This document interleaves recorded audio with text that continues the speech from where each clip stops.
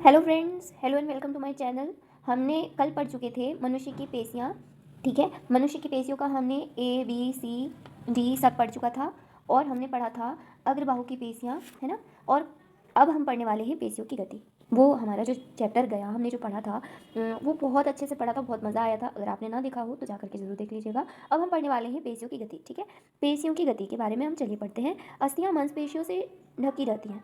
कैसी ढकी रहती है? मांसपेशियों से। ये पेशियाँ ही उन अस्थियों को गतिशील बनाती है। ठीक है, जो अस्थियां होती है हमारे अंदर, हड्डियां, उसको कौन मजबूत बनाता है? पेशियां। ठीक है, पेशियों द्वारा शरीर में निम्नलिखित गतियां होती हैं: संकुचन, प्रसारण, अपवर्तन, अभिवर्तन, है ना, घूर्णन और पर्यावर्तन। ठीक है, कितनी गतियां होती हैं? 6 प्रकार की गतियां होती हैं। क्या होती हैं? संकुचन, प्रसारण, अपवर्तन, अभिवर्तन, घूर्णन और पर्यावर्तन। ठीक है, तो पहला क्या है? संकुचन। संकुचन फ्रिक्शन। ठीक है, हाथ मोड़ते समय पेशियों में संकुचन होता है। हाथ को जब हम मोड़ते हैं तो क्या होता है? संकुचन, जिससे पेशियों की लंबाई घट जाती है और मोड़ाई बढ़ जाती है। ऐसा प्रायः संधियों पर होता है। संधियों के बारे में अगर आपने ना पढ़ा हो तो जाकर के पहले वाले वीडियो में जरूर देख लीजिएगा। मैंने संधि पढ़ाई है हड्डी वाले चैप्टर में। ठीक है, चैप्टर नंबर 2 में मैंने संधि पढ़ाई है और बहुत अच्छे से पढ़ाई है। ठीक है, दूसरा है प्रसारण। प्रसारण मतलब क्या होता है? संकुचन के पश्चात पेशियों में प्रसार क्रिया होती है। संकुचन मतलब इकट्ठा हो जाना और प्रसारण मतलब फैल जाना। ठीक है, इस क्रिया में मोड़े हुए अंग प्रसारित होते हैं। जो मुड़े हुए अंग होते हैं वो फैल जाते हैं। अपवर्तन, अंगों को शरीर के मध्य रेखा से दूर ले जाने वाले पेशी की क्रिया अपवर्तन कहलाती है। जैसे हम प्रगण को पार्श्व में वक्ष से दूर बगल में उठाकर ले जाते हैं। मतलब कि ये उदाहरण नहीं बता रही हूँ मैं आपको, मैं अपवर्तन बता रही हूँ। हमारा हाथ है, वो हमारा हाथ नीचे है। ठीक है, हम उसको उठा करके ऊपर ले जा लेते हैं। जैसे हम पीटी करते हैं ना, तो जो हमारी हाथ को ऊपर करने के बाद जो नीचे करने वाली, जिसमें हम प्लस का निशान बनाते हैं, हाथों को ऐसे फैला लेते हैं, है ना। जैसे हम उड़ते समय हाथों को फैलाते हैं, वो क्या कहलाएगी? अपवर्तन कहलाएगी। अब पढ़ते हैं अभिवर्तन। शरीर के मध्य भाग में हम प्रगण को बगल से ऊपर ले जाते हैं और तथा उसे पूर्व स्थिति में लाते हैं। अभिवर्तन गति क्रिया द्वारा अंग शरीर के मध्य भाग की ओर खींचता है। गति मतलब अभिवर्तन में काम होते जा रहा है। ठीक है, ऊपर भी होते जा रहा है, नीचे भी होते जा रहा है। अपवर्तन में केवल ऊपर था। ठीक है, अभिवर्तन में गति मान है। घूर्णन क्या है? इस क्रिया के अंतर्गत एक अंग अपनी संधि पर चारों दिशा में घुमाया जाता है। ठीक है, जैसे अपन कमर को ऐसे गोल गोल घुमाते हैं ना, बैली डांस में जैसे हम लोग करते हैं। बैली डांस नहीं, बैली डांस तो अलग हो गया। कंधे और ग्रीवा की गति, जैसे हम सर को ऐसे झुकते समय में सर को ऐसे गोल गोल गोल गोल घुमाते हैं ना, उसे कहते हैं घूर्णन। छठवा क्या है? पर्यावर्तन। पर्यावर्तन में क्या होता है? हमें बाहरी तौर पर शरीर में कुछ छिद्र दिखाई देते हैं। पेशी उसको चारों ओर से घेरे रहती है। जो पेशी होती है उसको चारों ओर से घेरे रहती है। आँख की पेशियाँ, मुंह की पेशियाँ और गुहा पेशियाँ इन बनावट को गोल अंगूठे की तरह होती है ना। पर्यावर्तन समझ गए आप लोग? ये पेशियाँ हैं, जो हमारी आँख है उसके जो आजू बाजू है, जो उसको घेरे हुए हैं, वो क्या है? परावर्तन। ठीक है, अब क्या पढ़ेंगे हम? पेशियों के कार्य। पेशियों के कार्य क्या है?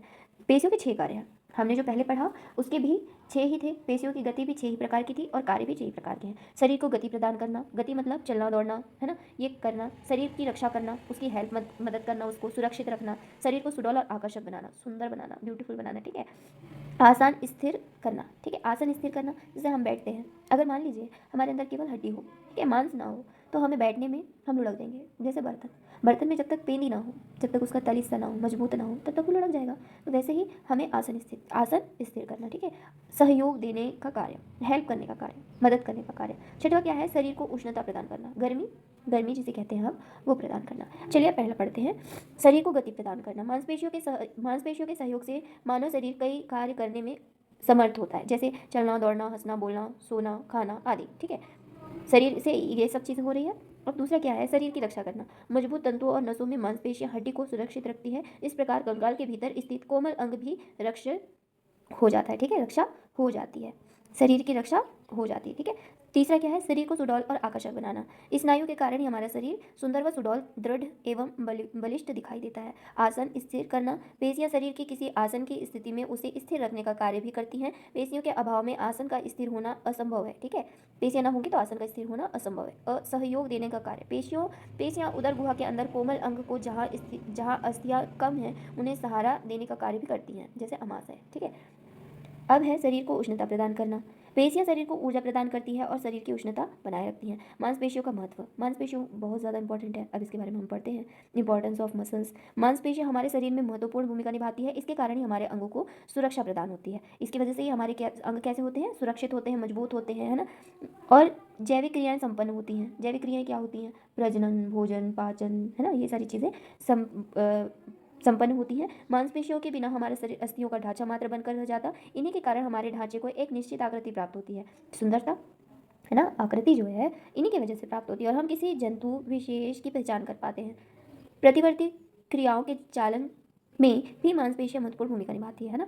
अतः इन्हें स्वस्थ बनाए रखना भी हमारे लिए आवश्यक हो जाता है। पेशियों को अच्छी स्थिति में रखने के लिए निम्नलिखित बातों का ध्यान रखना आवश्यक है। पहला क्या है, भोजन में प्रोटीन की उचित मात्रा, पर्याप्त व्यायाम, उचित विश्राम, है ना। पहला क्या है, भोजन में प्रोटीन की उचित मात्रा। भोजन में प्रोटीन की उचित मात्रा मांसपेशियों के समुचित विकास के लिए आवश्यक है कि भोजन में प्रोटीन पदार्थों का समावेश पर्याप्त मात्रा में हो, जैसे घी, दूध, मक्खन, मेवे, चना, मूंगफली, दालें, सोयाबीन, अंडा, है ना, चिकन आदि। ये सारी चीज़ें क्या है, प्रोटीन देने वाली चीज़ें हैं। पर्याप्त व्यायाम पेशियों को परिपुष्ट करता है। पेशियों को क्या करता है, परिपुष्ट, क्योंकि जब व्यायाम किया जाता है तब पेशियों में गति उत्पन्न होती है, उनका आकार विस्तृत होता है, इसमें नवीन रुधिर पहुँचती है तथा उसका विकास पुराने रुधिर के साथ फुफ्फुस में शुद्ध होने के लिए चला जाता है। देखिए, व्यायाम करने से क्या होता है, जो हमारी रुधिर मतलब जो हमारे शरीर में शुद्ध रक्त वाहिकाएं जो हैं, जो शुद्ध रक्त पहुंचाती है ना, वो फुफ्फुस क्या है, जहाँ पर हम सांस लेते हैं ना, उस वाले क्षेत्र को, उस वाले जहाँ सांस भरती है, फेफड़े को भी फुफ्फुस कहते हैं, उसमें शुद्ध रक्त होने के लिए चला जाता है, ठीक है। रक्त शुद्ध होने के लिए वहाँ चला जाता है, कहाँ चला जाता है, फुफ्फुस में। व्यायाम करने से पेशियों में रुधिर के अधिक प्रवाहित होने से हृदय की गति भी बढ़ जाती है। रुधिर मतलब खून, रक्त, ठीक है, रुधिर मतलब रक्त, उसकी शुद्ध रक्त मतलब ऑक्सीकृत, जिसमें ऑक्सीजन मिला हुआ होता है, वो उसकी वहाँ तक पहुँचने की जो क्रिया होती है, उसकी जो संभावना होती है वो बढ़ जाती है और फुफ्फुस भी तेजी से शुद्ध वायु बाहर से खींचने और दूषित वायु बाहर फेंकने लगते हैं। हमारे शरीर में शुद्ध वायु आने लगती है और अशुद्ध वायु बाहर जाने लगती है। इसमें हमारा जो ये व्यायाम है ये बहुत सहयोग करता है। इस प्रकार व्यायाम से शरीर में ऑक्सीजन की मात्रा अधिक पहुँचती है, जो रुधिर के अंदर एकत्र दूषित पदार्थ को सांस के साथ कार्बन डाइऑक्साइड के रूप में निकाल देती है ना। इसके अतिरिक्त व्यायाम के कारण फुफ्फुस में अधिक शक्ति आ जाती है और वह हर समय सांस के साथ अधिक ऑक्सीजन ग्रहण कर सकता है, ठीक है। हृदय पेशियाँ भी दृढ़ होकर अधिक कार्य कर सकती हैं, ठीक है। हृदय पेशियाँ बहुत ज़्यादा, हमारे हृदय में जो पेशियाँ होती हैं उनकी यहाँ बात हो रही है, वो और मजबूत हो जाती हैं। दृढ़ मतलब मजबूत, दृढ़ संकल्प मतलब मजबूत इरादे, है ना। तो मैं यहाँ इरादों से समझा रही हूँ, होकर अधिक कार्य कर सकती हैं, है ना। बहुत ज़्यादा वो अपना कार्य अच्छे से कर सकती हैं क्योंकि वो दृढ़ हो जाएंगी, मजबूत हो जाएंगी, है ना। फिर क्या है, व्यायाम शक्ति से अधिक नहीं होना चाहिए। व्यायाम जो है हमारी शक्ति से, हमारी क्षमताओं से ज़्यादा नहीं होना चाहिए। इसके नुकसान भी हैं, अन्यथा वह लाभ के बदले हानि पहुंचाता है। मैंने बोली ना, नुकसान भी है। व्यायाम प्रारंभ में थोड़ा करना चाहिए और निर्धारित समय पर करना चाहिए। जो जो अभ्यास बढ़ते जाए वैसे वैसे बढ़ाना चाहिए। इतना अधिक व्यायाम भी कभी नहीं करना चाहिए कि थकान हो जाए, ठीक है। व्यायाम के बाद शरीर में स्फूर्ति का अनुभव होना चाहिए, ठीक है। तीसरा क्या है, उचित विश्राम। व्यायाम के साथ साथ विश्राम भी पेशियों के लिए अत्यंत आवश्यक है, बहुत ज़रूरी है, ठीक है। नहीं तो पेशियाँ घिस जाती हैं और शरीर धीरे धीरे कमजोर होने लगता है। अब स्मरण बिंदु, साथियों मैं हमेशा कहती हूँ स्मरण बिंदु बहुत ज़रूरी है, चाहे आप किसी भी अध्याय को पढ़ रहे हों, खासकर होम साइंस में, खासकर गृह विज्ञान में। इन जो पुस्तकों में जो ये स्मरण बिंदु दिए रहते हैं, इन्हें पढ़ना बहुत ज़्यादा ज़रूरी है। तो चलिए पढ़ते हैं। पहला क्या है, इनमें पूरा सार दिया होता है, पूरे अध्याय का सार दिया होता है। अगर आपने कुछ भी तैयारी नहीं की हो, बहुत अच्छे से अगर आप स्मरण बिंदु पढ़ करके पेपर में चले जाओगे ना, तो पक्का है आप पास हो जाओगे। इतने ज़रूरी हैं, सीरियस लेना इनको। चलिए पहला क्या है, अस्थियों के ऊपर का मांसल आवरण, जो मांस वाला आवरण होता है, जो शरीर को सुंदरता, सुडौल तथा गति प्रदान करता है, वो क्या कहलाता है, पेशियाँ कहलाता है। पेशियाँ मनुष्य रूप से 3 प्रकार की होती हैं। सॉरी पेशियाँ मुख्य रूप से 3 प्रकार की होती हैं, रेखित तथा ऐच्छिक पेशी, अरेखित तथा अनैच्छिक पेशी, हृदय पेशी, ठीक है। तीसरा क्या है, मानव शरीर में अनुमानतः 639 पेशियाँ होती हैं। कितनी होती हैं, 639। ये शरीर के कुल वजन का 5वां भाग होती हैं। पेशियों का प्रमुख गुण क्या है, संकुचन एवं प्रसारण, फैलना और सिकुड़ना, जिसके द्वारा उनमें गति संभव होती है, ठीक है। 5वां क्या है, पेशियों के प्रमुख कार्य, गति उत्पन्न करना, शरीर की रक्षा करना, आसन स्थिर करना। चौथा क्या है, शरीर को सुडौल तथा आकर्षक बनाना, है ना, ये तो कार्य है। छठवां क्या है, पेशियों के 3 भाग होते हैं, मूल, तंतु, तुंद और निवेश। मूल, तुंद और निवेश। सातवां क्या है, पेशियाँ जिन अस्थियों की सहायता से जुड़ी रहती हैं उन्हीं से उनका आकार निर्धारित होता है, ठीक है। आकार निर्धारित कैसे होता है, पेशियाँ जिन अस्थियों से जुड़ी रहती हैं उन्हीं से उनका आकार निर्धारित होता है। जैसे हमारा जो हाथ है हमारे कंधे से जुड़ा हुआ है, तो उसका आकार, वहाँ पर भी पेशियाँ हैं, तो वहीं से उनका आकार निर्धारित हुआ ना कि कैसी है, ठीक है। आठवां क्या है, अनैच्छिक पेशियों की गति पर मस्तिष्क पर कोई नियंत्रण नहीं होता। ये भी मोस्ट IMP पॉइंट है, तो यहाँ पर ये भी दिया हुआ है, जो अनैच्छिक पेशियाँ उसमें मस्तिष्क का कोई भी वो नहीं रहता, नियंत्रण, है ना, कोई नहीं रहता। तो पेशी जो हमारा चैप्टर था वो ख़त्म हो चुका है। हमने पूरे अध्याय को पढ़ा दिया है। तो अगर आपने इस पूरे अध्याय को पढ़ना है तो पूरे वीडियो एक एक करके आप देख लीजिएगा, आपको ये अध्याय बहुत अच्छे से समझ आ जाएगा। वीडियो के लास्ट तक बने रहने के लिए बहुत बहुत थैंक यू। अगर आप चैनल पर नए हैं तो चैनल को सब्सक्राइब कर दीजिए, वीडियो को लाइक कर दीजिए और अपने फ्रेंड से शेयर कर दीजिए, जिससे आपके नोट्स वो ना ले। ठीक है, ओके, बाय बाय।